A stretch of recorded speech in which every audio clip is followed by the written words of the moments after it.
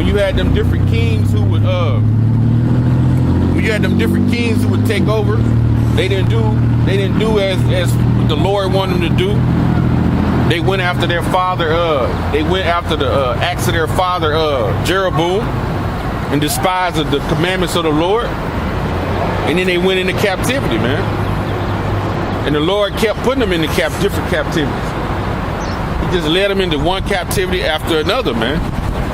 To the point we came to America, man. Give me Lamentations 5 and 7.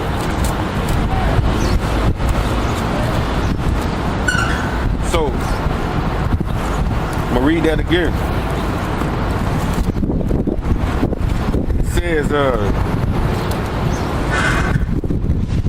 It says, verse 18, after him also they brought the six, who being ready to die said, be not deceived without cause, for we suffer these things for ourselves, having sinned against our power. Therefore marvelous things are done unto us. Marvelous things are done unto us, man.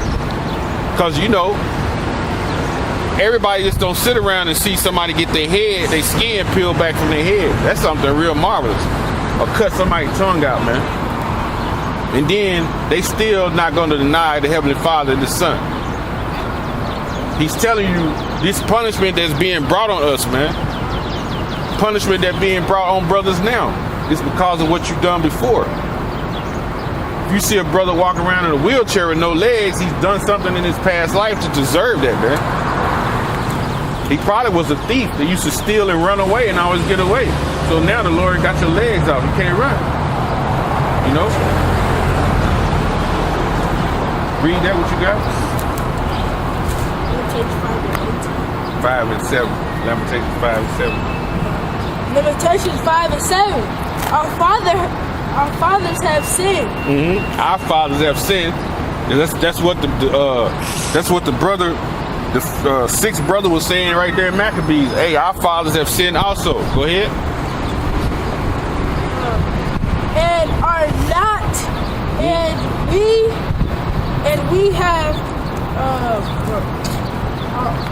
we have borne their iniquities. We have borne their iniquities. We have taken on their iniquities, man. And even so today, 2017, this is why we're in America.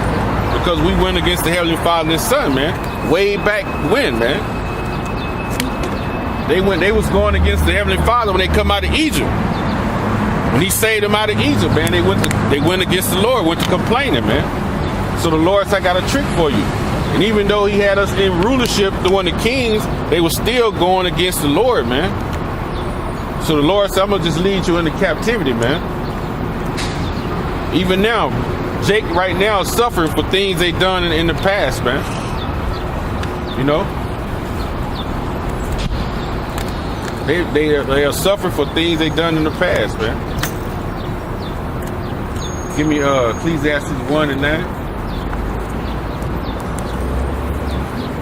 It says, verse 19, but think not thou that thou takest in hand to strive against Yahweh, that thou shalt escape unpunished. So you think you're going to escape unpunished? No. The Lord knows everything you've done all the way back to your past carnations, man. You know, there's a such thing as reincarnation. We reincarnated back here, man. Scripture tell you in Ecclesiastes 12, when we die, your body goes to the ground, but your spirit goes to the Lord who gave it. What you got? Ecclesiastes 1 and 9. Mm-hmm. The things that have been, it is that which shall be, and that which is done is that which shall be done. So what's that thing right there is talking about? That thing is talking about the spirit, right? Go ahead. And there is no new thing under the sun. He said there is no new thing under the sun, man. Go ahead. Is there anything whereof it may be said, see, that is new? Can you say anything? Can you see anything on this planet and you can say it's new? Can you see the technology of cell phones? Can you say that's new? the technology of laser surgery. Can you say that's new? No. Go ahead. It had been already of old times. It has been already of old times. Go ahead. Which was before us. Before us, man. So laser surgery was created by Yahweh, man. The chariots shoot lasers, man. Being able to talk to somebody and not even be there. The Lord already have that capability. It's called quantum telepathy, man. You think of something and then it's actually what you're thinking. You might see somebody and be like, man, like the young brother asked me. He asked me how old I was. When I told him, he was like, man, I was just thinking that same number. That's what that is, man. Being able to think and thought, you know about something and not even be there. Talk to people that's not there. The Lord already got that capability, man. And so all this stuff is not new, man. So when the spirits are here being punished, your spirit is not new to that punishment. You already been here before doing things that cause that punishment and that judgment to be brought up on you in your incarnation that you're living in at that particular time, man. You know? Going back. 2nd Ezra 7:20. But the mother was marvelous above all, the worthy of honorable memory. For when she saw her 7 sons slain within the space of one day, she bare it with a good courage, because of the hope that she had in the Lord, right? Yahweh. Yeah, she exhorted every one of them in her own language, Hebrew, filled with courageous spirits, and stirring up her womanish thoughts with a manly stomach. She said unto them, so she was tough in that situation. Because these women now, if they little kid running in the yard and he fall on the damn ground, they be screaming, oh my baby. They'll be screaming when the little kid fall on the ground and start crying. You know? But this woman saw her 7 sons get mutilated, get their heads skinned, saw them get fried in the frying pan, saw their rods get cut off. She held it with a man's stomach. She was tough through all that. She probably was one of the toughest women in Israel, man. You know? It says, 22, I cannot tell how ye came into my womb, for I neither gave you breath nor life. She said, I can't tell how you came in my womb. I didn't give you breath or life. So what is it when these black women be talking about telling their kids, you need to do what I tell you to do? I gave you life. No, you ain't gave nobody life. The Lord put that life in your body to grow in your body and you to push forward. You ain't gave no life, man. You know? It says, I cannot tell how ye came into my womb, for I neither gave you breath nor life, neither was it I formed the members of every one of you. But doubtless the creator of the world, who formed the generation of man, she said the creator formed generation of man. It says, and found out of the beginning of all things, will also of his own mercy give you breath and life again. So she knew that them being killed, she knew that Yahweh was going to bring her sons back and give them life again. She understood reincarnation. And it's like, it says, as ye now regard not your own selves for his law's sake. So that's the mind frame we got to be in, brothers. When it come down, when martial law comes, when them Gurgachu's knock down your door, you know, they might have you in a concentration camp and have a big sign of Caesar up there or Baphomet and tell you to bow down before it. You know, you got to tell them no. You know, and put a curse up on them because they gonna, you know, it's his job to kill you, and that's what it's gonna be. We might go through torture before we die, but know it's for a good cause, man. You know, and that's what it is. Let me see here. I'm gonna read, see if this scripture backs it up with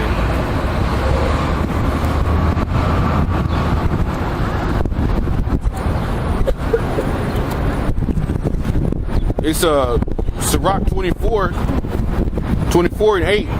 It says, so the creator of all things gave me a commandment, and he that made me cause my tabernacle to rest, and said, let thy dwelling be in Jacob, and thine inheritance in Israel. And that's one of the reasons he said, let thy dwelling be in Jacob. Right? That's one of the reasons why I think the fourth son told him, hey, you not gonna have no resurrection, man. Because the Lord not dwelling in you Edomites, man. He dwelling in Jacob, man. He gave these commandments to Jacob. And that's why them brothers were going with those commandments. They didn't go against them commandments because they were part of the house of Israel, man. They were part of the chosen, man. The elect, man. You know? Second Maccabees.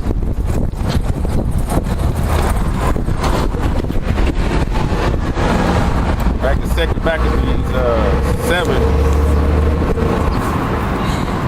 Back in 2 Maccabees 7 and 24. Now Antiochus, thinking himself despised, suspecting to be a reproachful speech, whilst thy youngest was yet alive, did not only exhort him by words, but also assured him with oaths that he would make him both a rich and happy man, if he would turn from the laws of his father, and that also he would take him for his friend and trust him with affairs. So what Antiochus did, he tried to he saw that youngest son. He tried to persuade that youngest son. Right? If you go against these laws, I'm gonna make you a rich man. And he gonna be doing that. He gonna be doing that in martial law times. You know, they're going to try to persuade the younger men of Israel also in that time. Because Israel going to be younger and younger waking up, you know. They're going to be younger and younger waking up. And they're going to be trying to persuade them men, man, in that particular time, man. You know, when that time comes. You know, that's good. That's good, brother. That's good. They're going to be trying to persuade them to go against the Heavenly Father, man. So these writings are for our learning, man. Romans 15 and 4. These are written for your learning. These are the examples that we should follow, man. Remember these examples in our quest to try to get to this kingdom, man. You know? That's how they gonna do when they come up on us, man. They coming to kill us, man. They not coming, man, to hold hands with us, man. So, Nate, if you talk about, we shouldn't be talking about the so-called white man, you a fool, man. Because the white man ain't never meant Israel no kind of justice. This white man, the scriptures say he, from ancient days, he always had a hatred against us, man. You know? Use the world. Don't abuse it. You gotta act like you cool with a white motherfucker to get somewhere or get something that's gonna benefit you or your survival in that particular moment. Yeah, you might have to get along with a supervisor. You know he the devil, but you might have to get along with him just because, you know, to keep a job. You might have to just, you know, talk to him every now and then. You know? But to say, don't preach against Edomites, that's absurd, bro. The scripture said prophesy against them. Look how these wicked Edomites, man, doing our brothers, the 7 brothers, man. I'm going to read on. It says, but when the young man, verse 25, Maccabees 7, but when the young man would in no case hearken unto him, the king called his mother and exhorted her that she would counsel the young man to save his life. And Esau right then, Esau already know he trying to go through the woman once again to get the man about him, just like he did with Eve and Adam. He doing the same thing. Why?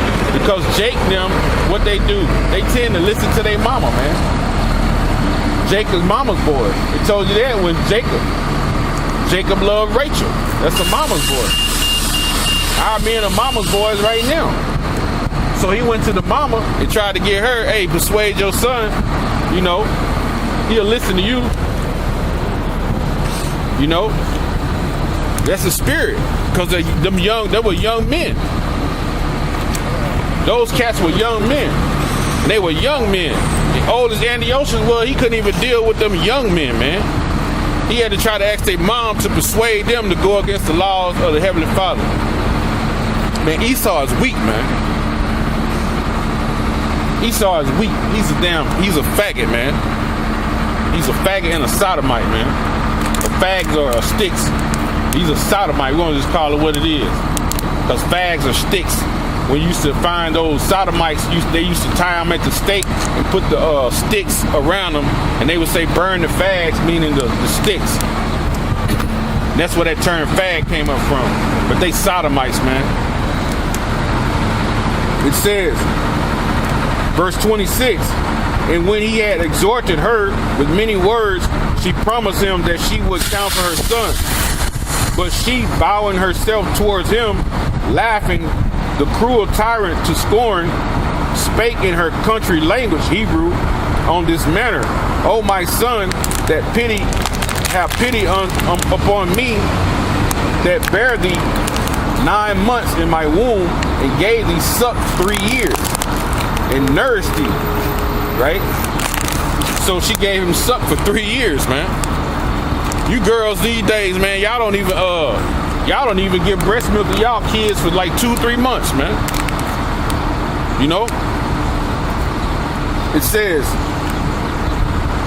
and nourished thee and brought thee up unto his age and endured the troubles of education. I beseech thee, my son, look upon the heaven and the earth and all that is therein, and consider that the Most High Yahweh made them of things that were not, and so was mankind made likewise. Fear not this torment, but being worthy of thy brethren, take thy death, that I may receive thee again in mercy with thy brethren. He said, go ahead and get killed so you can be with your brothers, man, and you coming back. And that's the way we have to be, brothers. When Esau come up on us, man, some brothers gonna get spiritual power, but some brothers gonna be taken to concentration camps. You can't give in to Esau at that particular time, no matter how much the torment is, man. You gotta know, man. You know? In my head, I always think like, you know, and I could be thinking as a fool. The more torment you're going to go through, the more Yahweh going to let you get at them when it's your turn. You know? The more he going to let you get at them when it's your turn, man. And it says, while she was yet speaking these words, the young man said, whom wait ye for? Question. I will not obey the king's commandments, but I will obey the commandments of the law that was given unto our fathers by Moses. He said he gonna go with the laws of Moses, man, and the laws that were given to our fathers. So I ain't gonna obey that king, man. And that's the way to be. That's the attitude to have, man. You know? That's the attitude to have, man. So give me so like I said again, for Nate to be saying that we shouldn't be talking about Esau, that's absurd. Read that, go back to Ezekiel 35. About the shot. 35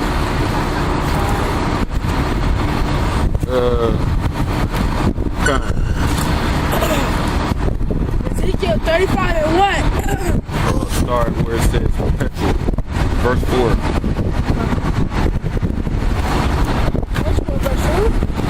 start at 5.